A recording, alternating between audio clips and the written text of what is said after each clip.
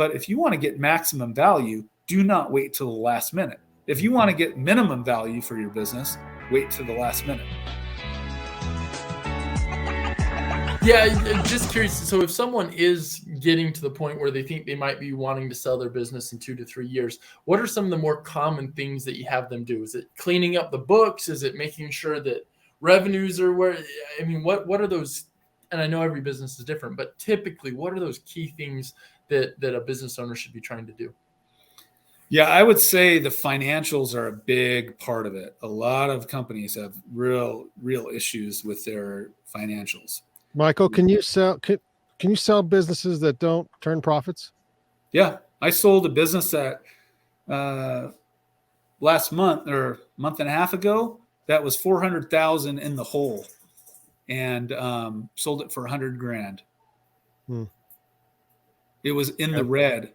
It was a 17-year established business, and they were making money. I mean, they were selling their widgets, but they weren't doing it right. They were losing money, and they had been losing money year after year. So yes, that's a great question. Even if they're breaking even or even losing money, they're, like I said before, with that garage sale mentality, there's someone out there who would love to take what you have and run with it. The problem is, if the more problems you have with your business, the less value there's going to be there. So two things that you were at. Brandon asked a question, and then I didn't finish with Rex. You were asking about with kids and how do you teach them.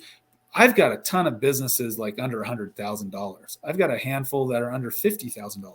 That they're not going to be cash flowing great, but sometimes it's just because the seller gave up a little too soon. Like literally, they put all their blood, sweat, and tears, all their money into this thing for 5 years, and then they're like, "Oh, I got to go get a job." And then you're like, "Holy cow, you did all the work."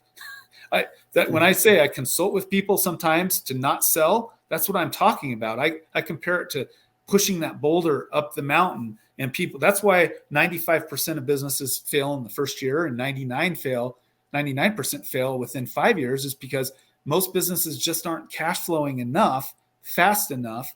But I believe if they would stick with it a little longer, that it would really pay off, and that boulder would start flying down the hill. So if we can find you a business that's right there, that they've done all the work and they're desperate to get out because they can't do anymore, they got to get a job or whatever, they got to pay off their debts, man, that can be a great opportunity for a buyer, right? People reach out to Business Resource all the time asking to asking me to help them start a business, and I can help them walk them through the steps of starting a business. But usually I'll kind of veer the conversation towards, hey, are you aware there's a lot of businesses on the market already in this area? And it might be worth your while because, again, where this business is.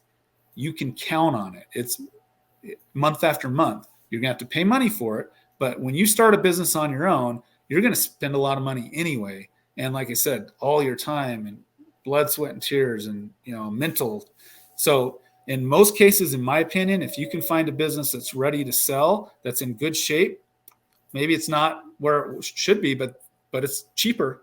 And then I would do it. Now, back to your question, Brandon, sorry, jumping around because I don't think I finished Rex, but Brandon, you were asking, summarize quickly one more time. Just a couple things a business should do to make sure everything's like in check. 2 to 3 years out, what do you do to make sure? Yeah, just those things I talked about at the very beginning. The goodwill, the longer. Sometimes people reach out to me and they're like, "Oh, we've been in business 2 years." I'm like, "Well, that doesn't bode well. That's a red flag." Maybe at least hit 3 years. Just be in business a year long. So your branding, your intangible assets, your get a better logo. Or some people don't even have websites. I'm like, stinking pay some high school kid $200 to build you a website. The first thing people are going to do when they're interested in a business is they're going to Google you. And some of these businesses, frankly, some of these service businesses have been around for 50 years. These older gentlemen, right? They don't have Google My Business. They're not online at all. And so for half the stuff is free. You can put up a Google My Business for free. You can put a Facebook business and you can do all the social media for free. The website might cost you a couple bucks, but that's a simple thing that can be done. Taking care of your your physical hard assets.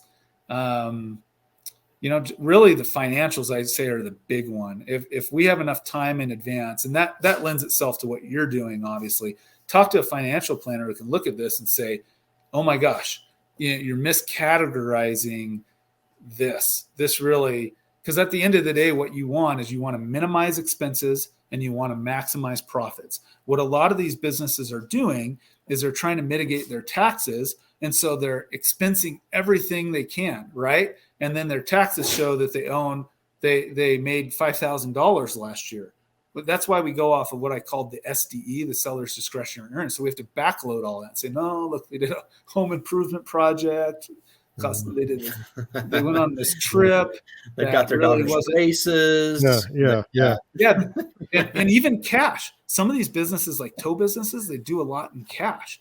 Well, guess what? You have to show that in the bank. You can't just say, oh, well, I've got a gun safe full of a lot of cash. I'll show you. People need to see solid financials. And so starting in advance, talking to me or you and saying, look, let's minimize your expenses as much as possible. And let's put as much revenue in there as possible. That's going to make it very attractive to buyers.